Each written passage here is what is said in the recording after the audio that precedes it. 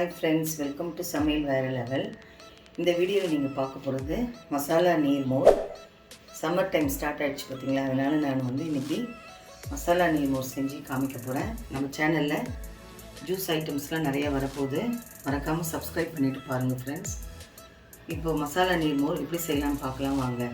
பார்த்தீங்கன்னா நல்ல கெட்டியான தயிர் எடுத்து நல்லா கடைஞ்சி வச்சுட்டேன். இந்த தயிரை பவுலில் சேர்த்துடலாம்.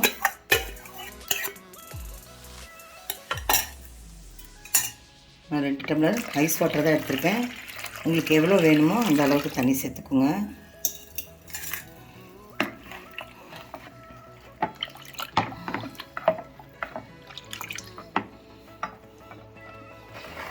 இப்போ பார்த்திங்கன்னா ஃபஸ்ட்டு நம்ம துரி வச்ச இஞ்சி சேர்த்துடலாம்.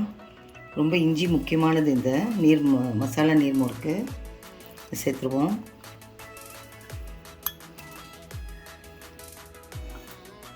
அதுக்கப்புறம் ஒரு நீளமான பச்சை மிளகா கட் பண்ணி எடுத்து வச்சுருக்கேன், அதையும் சேர்த்துடலாம். நல்லா ஃப்ரெஷ்ஷான கொத்தமல்லி கட் பண்ணியிருக்கேன், அதையும் சேர்த்துப்போம்.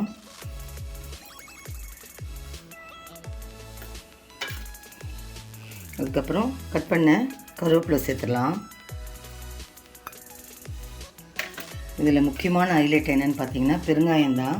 இது ரொம்ப உடம்புக்கு நல்லது, வாய்வெல்லாம் சீக்கிரமாக குணமாயிடும். அதனால் இது பெருங்காயம் சேர்த்துக்கோங்க, நல்லா வாசனையாகவும் இருக்கும். அதுக்கப்புறம் தேவையான சால்ட்டு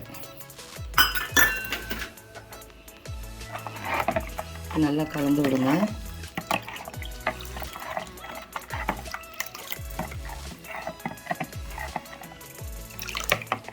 உப்பு இருக்கான்னு செக் பண்ணிடலாம். எனக்கு இருக்குது, உங்களுக்கு எவ்வளோ தேவையோ போட்டுக்கோங்க. அவ்வளோதாங்க, இது ரெடி ஆகிடுச்சு. சர்விங் கிளாஸில் நம்ம இதை ஊற்றிடலாம்.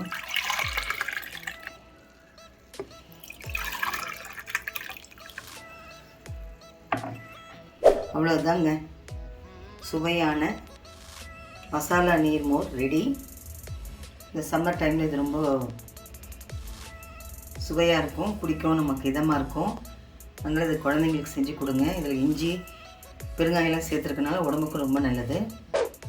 மறக்காமல் லைக் பண்ணுங்கள், ஷேர் பண்ணுங்கள், கமெண்ட் பண்ணுங்கள். நம்ம சேனல் சமையல் வேறு லெவலுக்கு சப்ஸ்கிரைப் பண்ணுங்கள்.